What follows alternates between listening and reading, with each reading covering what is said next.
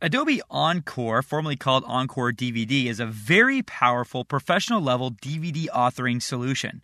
If I toggle over to Encore, we'll see that it kind of looks a lot like After Effects. The interface behaves in the same way. We can resize stuff. The tilde key will maximize panels, just like in After Effects. The project panel is also this reservoir where we bring in footage. There's a little preview area here. We bring stuff in by double-clicking. Close that here. So if you're interested in DVD authoring and you're pretty familiar with After Effects, Encore might be a great solution for you. I use it and I love it quite a bit. And actually, a little funny story, my wife, who's not super computer savvy, actually called me while I was on a recent Linda trip doing some recording, and she was saying, I want to make a slideshow for our parents.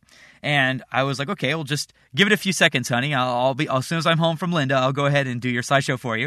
And she's like, no, I'm not going to wait. I want to go read the manual. I'm going to figure out how to use Encore. And she did. She figured out how to use Encore, and she made slideshows, and she made them pretty complex, actually. And she actually really enjoyed her experience in Encore. And if my non-computer savvy wife can feel comfortable in Encore, then so can you. Now, in Encore, if we go to File, Adobe Dynamic Link, just as with Premiere, we can bring in an After Effects composition using Dynamic Link.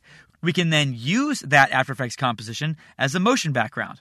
Now, if I'm in After Effects, and I have just basically this shape layer here. You won't find this in your exercise files because really nothing to this here. I can select the layer, then go to the Layer menu, and you'll see that there's an Adobe Encore sub-menu. From here, you can create a button, or you can use After Effects objects to create sub-pictures for buttons. Sub-pictures are the little highlights that, when you're on a DVD and your cursor goes from button to button, that little cursor is called a sub-picture. Or you can create video thumbnails for buttons.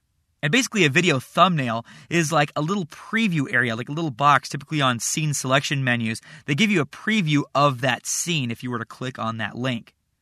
Now, there's a lot more integration on the Encore side with After Effects. But again, that's more of a subject for Encore. But as you can see here, we can create an After Effects composition right here from Encore. For those of you that are interested, I just released an Encore CS3 essential training through lynda.com as well. In that training, I show you how to do some really amazing things with After Effects and Encore.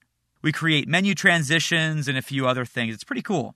So next up in the Production Premium Studio is Sound Booth, an audio editing program which has replaced Audition. We'll talk about that next.